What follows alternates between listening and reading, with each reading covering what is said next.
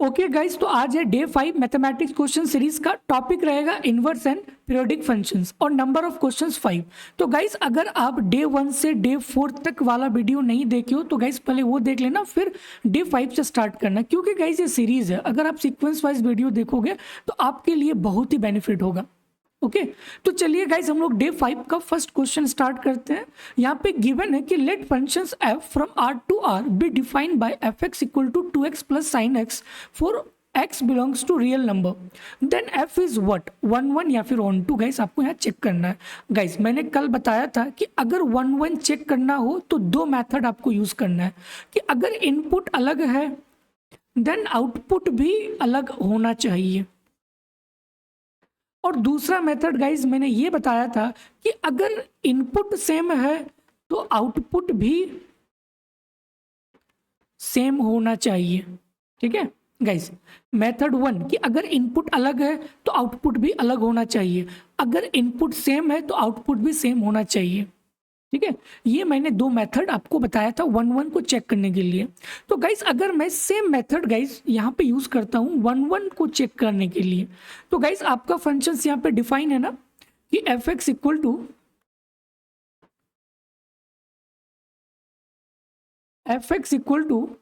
To x plus sine x. ठीक है, तो गाइस हम यहाँ पे यूज कर रहे हैं मेथड 2, मतलब कि अगर आउटपुट सेम है तो भाई इनपुट भी सेम होना चाहिए। तो लेट सपोज कि आउटपुट जो है सेम है किसी दो इनपुट वैल्यू पे, ठीक है। तो गाइज एफ ऑफ x1 क्या होगा, जस्ट यहाँ पे x को रिप्लेस करो x1 से, तो ये क्या बन जाएगा f of x1 equal to 2x1 plus sine x1। तो गाइज ये क्या बन जाएगा 2x1 plus sine x1। Similarly guys इसको रिप्लेस करो x2 से, तो एफ ऑफ x2 का वैल्यू क्या आ जाएगा 2x2 प्लस साइन x2। तो गाइज ये हमारा क्या बन जाएगा 2x2 प्लस साइन x2। तो गाइज 2x2 को इधर लेके जाओ तो ये क्या बन जाएगा 2x1 minus 2x2 equal to sine x2 minus sine x1। तो गाइज 2 यहाँ से कॉमन ले लो तो ये क्या बन जाएगा x1 minus x2 equal to sine x2 minus x1। Okay, तो गाइज मैंने आउटपुट को इक्वल एज्यूम किया था, तो यहाँ पे इनपुट गाइज इक्वल नहीं आ रहा है, मतलब कि गाइज ये कुछ कॉम्प्लिकेटेड केस बन गया। अब इसको सॉल्व करना बहुत ही टिपिकल बन गया। ठीक है, तो गाइज अगर आप जब भी मेथड 1 और मेथड 2 को यूज करते हो तो अगर आप आउटपुट को इक्वल मानते हो तो भाई इनपुट भी इक्वल आना चाहिए, बट गाइज यहाँ पे आ सकता है, बट ये कॉम्प्लिकेटेड केस बन गया। अब गाइज इसको सॉल्व नहीं कर सकते हैं। देन इस केस में गाइज अब आप मूव कर जाओगे थर्ड मेथड पे। थर्ड मेथड में गाइज आपको करना क्या है कि इसको डिफरेंशिएट करना है। ठीक है, तो गाइज अगर मैं इसको डिफरेंशिएट करूंगा तो ये क्या बन जाएगा f dash x equal to 2 plus sine x का डेरिवेटिव क्या हो जाएगा कॉस एक्स, तो ये बन जाएगा कॉस एक्स। और गाइज कॉस एक्स का रेंज क्या होता है -1 से लेकर 1 तक, तो कॉस एक्स का रेंज हो गया -1 से लेकर 1 तक। तो गाइज अगर मैं cos x का मिनिमम वैल्यू यहाँ पे पुट करूंगा तो ये क्या बन जाएगा 2 माइनस 1 मतलब 1। तो गाइज आपका फर्स्ट ऑर्डर डेरिवेटिव क्या आ गया पॉजिटिव आ गया 1। गाइज 1 है ना, तो ये ग्रेटर देन 0 है। तो अगर डेरिवेटिव ग्रेटर देन 0 आ जाए इसका मतलब है कि आपका ये फंक्शन क्या होगा स्ट्रिक्टली इंक्रीजिंग होगा। आपका फंक्शन क्या होगा स्ट्रिक्टली इंक्रीजिंग होगा। और गाइज जब कोई भी फंक्शन अगर स्ट्रिक्टली इंक्रीजिंग होगा देन इसका मतलब ये है कि भाई वो फंक्शन हमारा 1 1 होगा। गाइज क्योंकि गाइज अगर ये फंक्शन इंक्रीजिंग है तो हर एक इनपुट पे गाइज अलग अलग आउटपुट आएगा ना, हर एक इनपुट पे अलग अलग आउटपुट आएगा। और गाइस हमें पता है कि अगर हर एक इनपुट पे अलग अलग आउटपुट आएगा देन वो फंक्शन हमारा 1 1 होगा। ठीक है, देन गाइज ये फंक्शन हमारा क्या होगा 1 1 होगा। तो एक चीज गाइज आप नोट पॉइंट बना के लिख लेना कि अगर मेथड 1 और मेथड 2 अगर यूज ना हो देन हम मूव करेंगे मेथड 3 पे। और मेथड 3 पे गाइज आपको करना क्या है इसका डेरिवेटिव यूज करना है। अगर डेरिवेटिव पॉजिटिव आ जाए देन इसका मतलब ये है कि आपका फंक्शन वो इंक्रीजिंग है। अगर गाइज वो फंक्शन इंक्रीजिंग होगा देन इसका मतलब है कि वो फंक्शन हमारा 1 1 होगा। गाइज क्यों होगा 1 1? क्योंकि यहाँ पे हर एक इनपुट पे अलग अलग आउटपुट आ रहा है, इसीलिए ये फंक्शन 1 1 होगा। डन। तो गाइज ये फंक्शन 1 1 तो होगा, तो यहाँ पे 1 1 लिखा हुआ है और यहाँ पे भी 1 1 लिखा हुआ है, ठीक है। तो गाइज बट यहाँ पे लिखा हुआ है नॉट 1 1 नाइदर 1 1। तो गाइज डी और सी तो कैंसिल हो गया, तो बचा ऑप्शन ए और ऑप्शन बी। डन। अब गाइज हमें क्या निकालना, ऑन टू। तो गाइज मैंने बताया था ना ऑन टू के लिए codomain equal to range. Guys codomain क्या है, आर है, तो कोडोमेन आर आ गया। अब आपको निकालना है रेंज। गाइज अब खुद सोचो, आपका एक फंक्शन डिफाइन है 2x प्लस साइन एक्स, और गाइज इसका रेंज क्या है, इसका रेंज है -1 से लेकर 1 तक, ठीक है। अगर गाइज मैं यहाँ पे x का कोई सा भी वैल्यू अगर पुट करूं तो गाइज ये वैल्यू भी क्या आएगा, पूरा रियल नंबर आएगा ना। लेट सपोज गाइज आप 2 पुट करो तो ये क्या बन जाएगा 4 प्लस -1 से लेकर 1 तक, तो गाइज ये वैल्यू कुछ आएगा। सिमिलरली गाइज पुट करो -8 तो ये क्या बन जाएगा -16 प्लस और इसका वैल्यू -1 से लेकर 1 तक। तो गाइज यहाँ पे अगर मैं कोई सा भी वैल्यू पुट करूं -इंफिनिटी से लेकर +इंफिनिटी तक, तो इसका भी गाइज रेंज क्या आएगा, आर आ जाएगा, पूरा रियल लाइन आ जाएगा, ठीक है।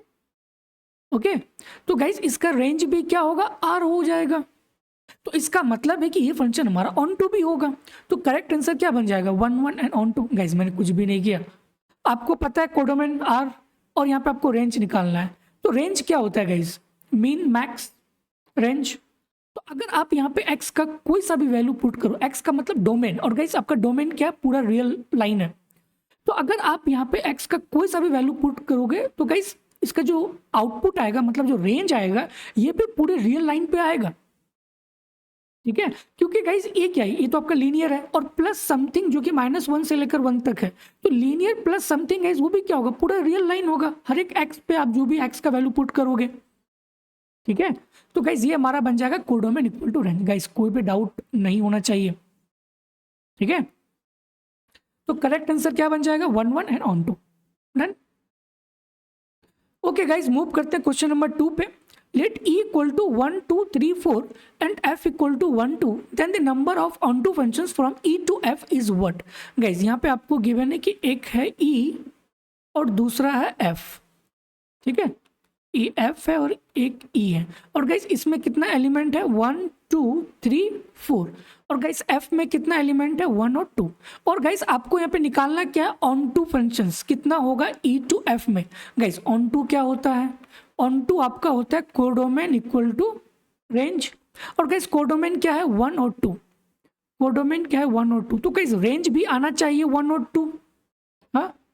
कोडोमेन गाइस जब 1 और 2 है तो रेंज भी आना चाहिए 1 और 2, तभी वो फंक्शन हमारा ऑन टू होगा।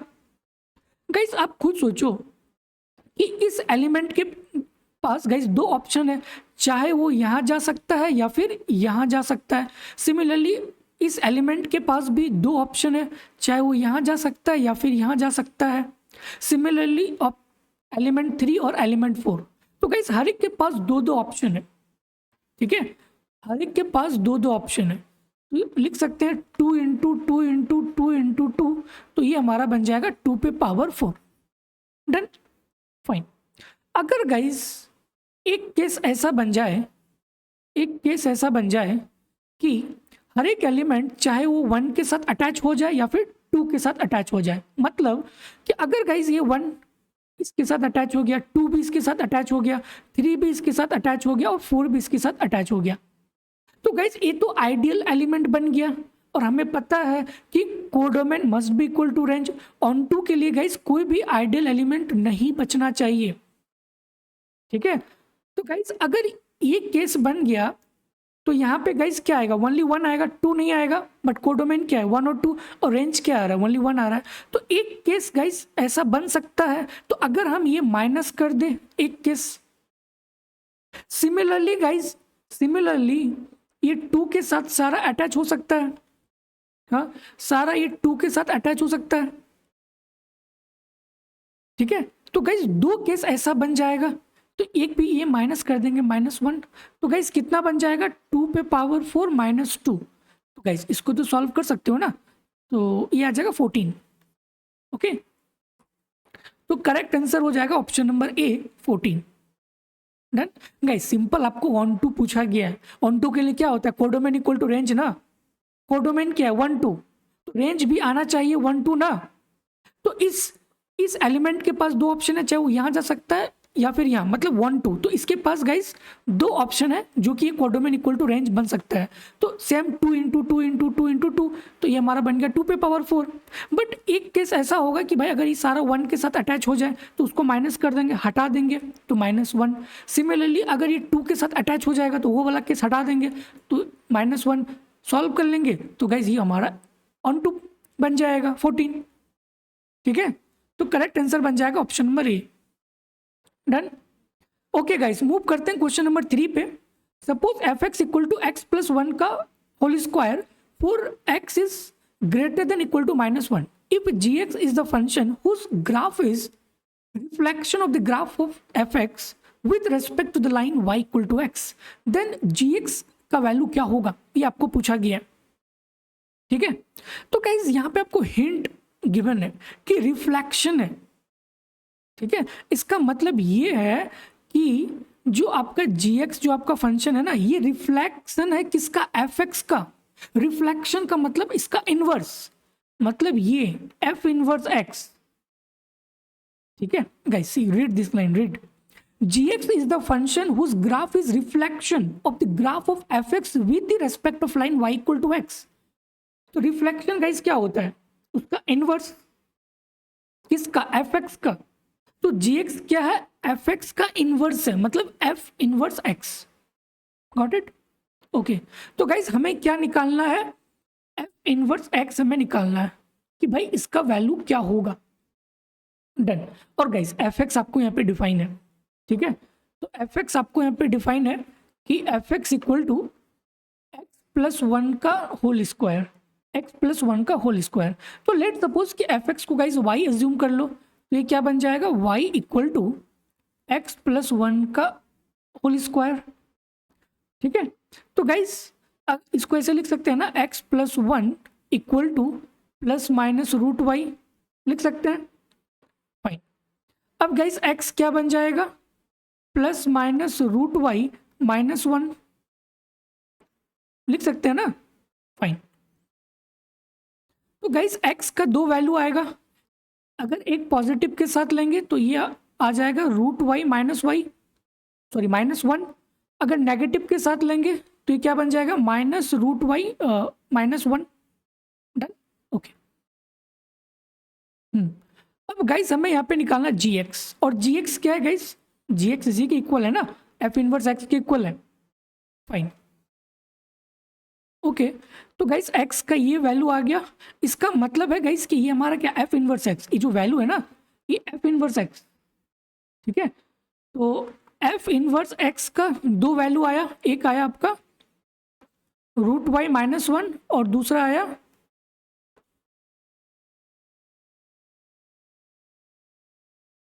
f inverse x equal to root y plus 1।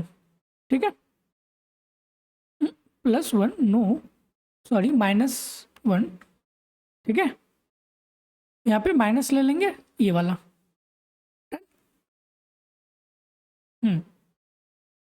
Okay okay fine, और गाइस इसका इनवर्स है। ठीक है, तो इनवर्स तो गाइस आपको मालूम चल गया कि भाई f inverse x equal to क्या है, root y minus 1, root y minus 1। तो गाइस यहाँ पे x पुट कर दो, तो f इनवर्स x क्या बन जाएगा, root x minus 1। Similarly f inverse x क्या बन जाएगा, माइनस रूट x माइनस 1। अब गाइस यहाँ पे आपको चेक करना है कि भाई इसका कौन सा वैल्यू होगा। अब गाइस उसके लिए हम लोग मूव करेंगे क्वेश्चन पे। गाइस यहाँ पे आपको गिवन है कि x का value greater than equal to -1 होना चाहिए, ग्रेटर देन इक्वल टू -1 होना चाहिए। ठीक है, तो यहाँ पे आप खुद सोचो, ये -1 है, तो -1 प्लस समथिंग होगा तभी तो ये value greater than equal to minus होगा। अगर गाइज ये -1 ऑलरेडी है, अगर हम ये माइनस चूज कर ले ठीक है। और यहाँ पे अगर कोई सा भी वैल्यू पुट करेंगे तो गाइज ये वैल्यू फिर इसको सेटिस्फाइड नहीं कर पाएगा, ठीक है। तो इसका मतलब है गाइज कि ये ओनली पॉजिटिव वाला होगा। गाइज आप खुद सोचो ना कि x is greater than equal to -1 है, done. x is greater than equal to -1 है, तो यहाँ पे -1 प्लस समथिंग ऐड होगा तभी तो ये greater than equal to minus बन पाएगा। और गाइस ये ऑलरेडी माइनस है, -√y -1, तो इसका मतलब है गाइस कि ये वैल्यू हमारा लेस देन -1 हो जाएगा, -2 -3 कुछ भी बन सकता है।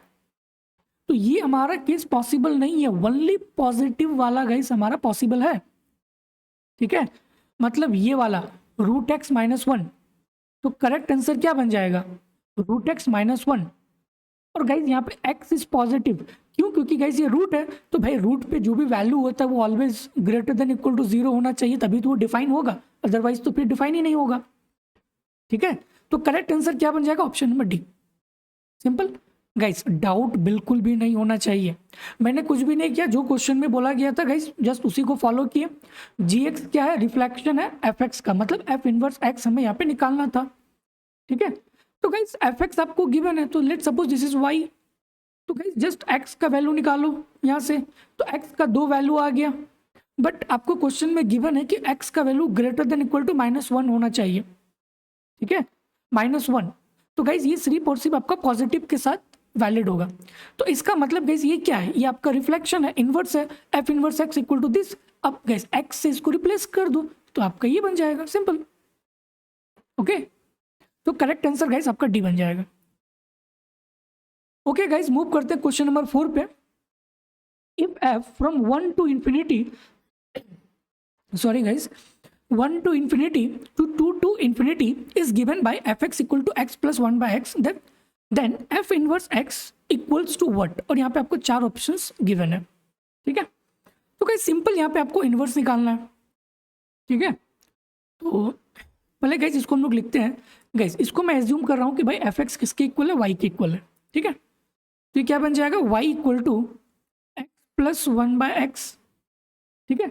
गाइज इसको सॉल्व करो, क्या बन जाएगा, x square plus 1 divided by x. Guys just take the cross multiplication, क्या बन जाएगा, y x equal to x square plus 1। तो गाइज इसको लिख सकते हैं x square minus Y x plus 1 equal to 0। तो गाइज ये क्वाड्रेटिक बन गया एक्स पे, क्वाड्रेटिक बन गया एक्स पे। तो गाइज इसका रूट निकाल सकते हैं, रूट क्या होता है guys, x equal to -b plus minus under root b square minus 4ac divided by 2a। तो यहाँ से x का वैल्यू निकालो, तो क्या बन जाएगा, -b मतलब y plus minus root under b square का मतलब y square minus 4ac 1 into 1। तो गाइज ये हमारा बन जाएगा 1 मतलब 4 ही आएगा, डिवाइडेड बाय 2a मतलब 2। Done, okay done. तो गाइज ये जो आप निकाले ना, यहाँ पे क्या था, y in terms of x, और आपने निकाल दिया x in terms of y, x in terms of y। तो गाइज वही तो उसका इनवर्स है, ठीक है। तो इसका मतलब है कि ये हमारा क्या है, इनवर्स है, f इनवर्स x है। तो गाइज जहाँ पे भी y है उसको रिप्लेस कर दो x से, तो क्या बन जाएगा, x plus minus root under x square minus 4 divided by 2। Guys inverse क्या होता है, जस्ट उसका उल्टा, जैसे यहाँ पे था y in terms of x, तो गाइस हम लोगों ने इसको just x in terms of y लिख दिया, तो वो गाइस इनवर्स हो गया ना x का। तो ये गाइस हमारा बन गया f इनवर्स ऑफ x, ठीक है, x plus root under x square minus 4 divided by 2। और गाइस जब ये इनवर्स करते हो ना, तो ये यहाँ पे डोमेन है, तो ये डोमेन बन जाता है रेंज, और रेंज बन जाता है डोमेन, याद रखना, ठीक है। इनवर्स में क्या होता है गाइस, डोमेन रेंज बन जाता है, रेंज डोमेन बन जाता है, फाइन। तो गाइस मैं इसको एक बार यहाँ पे फिर से लिखता हूँ कि f inverse x equal to x plus minus root under x square minus 4 divided by 2। Done. और गाइस अब इसका डोमेन क्या बन गया, इसका डोमेन गाइस अब ये बन जाएगा 2 से लेकर इंफिनिटी तक, ठीक है। 2 से लेकर इन्फिनिटी तक। अब इसका रेंज क्या बन जाएगा, ये वाला 1 से लेकर इन्फिनिटी तक, 1 से लेकर इन्फिनिटी तक। गाइस अगर आप यहाँ पे कोई सा भी वैल्यू लो, देखो ये सेटिस्फाइड हो रहा है कि नहीं। ठीक है गाइस, डोमेन क्या आना चाहिए, ग्रेटर देन 2, तभी ये सेटिस्फाइड होगा, अदरवाइज नहीं। गाइस अगर मैं यहाँ पे x equal to let suppose मैं 3 पुट करता हूँ, और गाइस यहाँ पे प्लस माइनस 2 वैल्यूज है। ठीक है, तो मैं यहाँ पे लिख देता हूँ कि f इनवर्स x का 2 वैल्यू आ गया, एक प्लस के साथ और एक माइनस के साथ।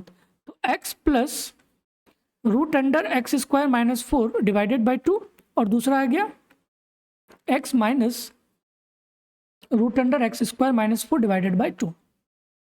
फाइन गाइस, अगर मैं x इक्वल टू 3 पुट करूंगा तो 3 प्लस समथिंग 9 माइनस 4, तो गाइस ये ऑलवेज सेटिस्फाइड होगा, कोई दिक्कत नहीं है। अगर गाइस मैं यहाँ पे x इक्वल टू 3 पुट करूंगा तो क्या बन जाएगा, 3 minus root under 9 minus 4, 9 minus 4 guys 5, root 5 divided by 2, divided by 2। तो गाइस रूट 5 2 पॉइंट समथिंग, हाँ क्योंकि 4 गाइस 2 होता है, तो रूट 5 आपका 2 पॉइंट समथिंग होगा। तो 3 माइनस 2 पॉइंट समथिंग मतलब 1 पॉइंट समथिंग डिवाइडेड बाय 2 मतलब 0 point something. But guys domain क्या है, ग्रेटर देन 2, ग्रेटर देन 2। तो गाइस ये सेटिस्फाइड नहीं होगा, तो नेगेटिव वाला को नहीं लेंगे, नेगेटिव वाले को नहीं लेंगे, ओनली लेंगे गाइस पॉजिटिव वाले को। ठीक है, ओनली लेंगे पॉजिटिव वाले को। तो करेक्ट आंसर क्या बन जाएगा, करेक्ट आंसर आपका हो जाएगा पॉजिटिव वाला, ये वाला x plus root under x square minus 4 divided by 2। Done. तो गाइज आप ये भी चीज़ करना कि जो भी आपको क्वेश्चन में गिवन है डोमेन एंड है, उसको भी चेक करके देखना कि हाँ ये सेटिस्फाइड कर रहा है कि नहीं कर रहा है। ठीक है, तो डायरेक्ट गाइज टिक करके मत आ जाना कि हाँ ये तो सॉल्व कर लिए तो चलो यही आंसर होगा, नहीं, ऐसा बिल्कुल भी गाइज नहीं करना है। क्योंकि अगर क्वेश्चन में गाइज कोई चीज़ गिवन है तो उसका मीनिंग है ना। Okay okay guys, move to last question of the day. If fx equal to sin x plus cos x, gx equal to x square minus 1, then g of f of x is invertible in the domain 0 से लेकर pi by 2 minus pi by 4 से लेकर pi by 4 minus pi by 2 से लेकर pi by 2 या फिर 0 से लेकर पाई। तो गाइस इन्वर्टिबल क्या होता है, मतलब कि वो फंक्शन हमारा बाइजेक्टिव होना चाहिए। बाइजेक्टिव का मतलब कि 1 1 भी होना चाहिए और 1 2 भी होना चाहिए, तभी हम बोल सकते हैं कि हाँ वो फंक्शन हमारा इन्वर्टेबल होगा। तो गाइज नोट पॉइंट बना के लिखो कि इन्वर्टेबल का मतलब बाइजेक्टिव, बाइजेक्टिव का मतलब कि वो फंक्शन 1 1 भी होना चाहिए और 1 2 भी होना चाहिए। Done, okay fine.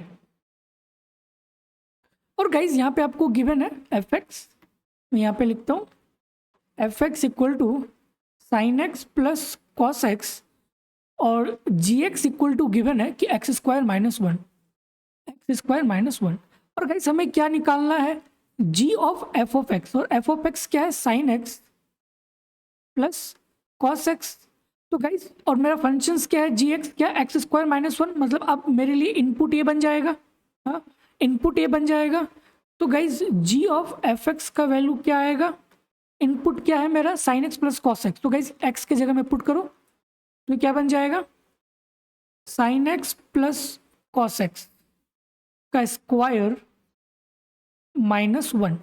तो गाइस इसको ओपन करो, क्या बन जाएगा, sine square x plus cos square x plus 2 sine x into cos x minus 1। Guys sine square x plus cos square x 1 होता है, तो क्या बन जाएगा 1 plus 2 sine x into cos x minus 1, plus 1 minus 1 cancel हो गया, तो ये क्या बन गया guys, 2 sine x into cos x. Guys 2 sine x into cos x क्या होता है, साइन 2x होता है, तो इसको हम लोग लिख सकते हैं कि किसके इक्वल होगा, साइन 2x के इक्वल होगा।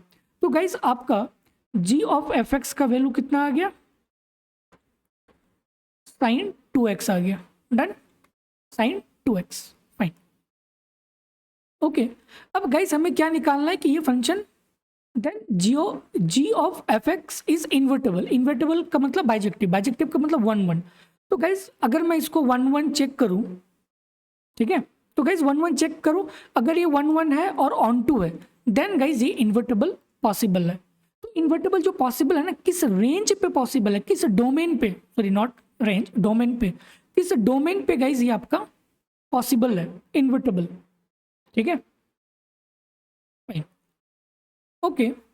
तो guys g of f x का वैल्यू हमें आ गया साइन 2x। गाइज अगर मैं ग्राफ बनाऊंगा, आपको ग्राफ पता है ना गाइज, ये बहुत ही बेसिक है, ये आपको आना चाहिए। ठीक है,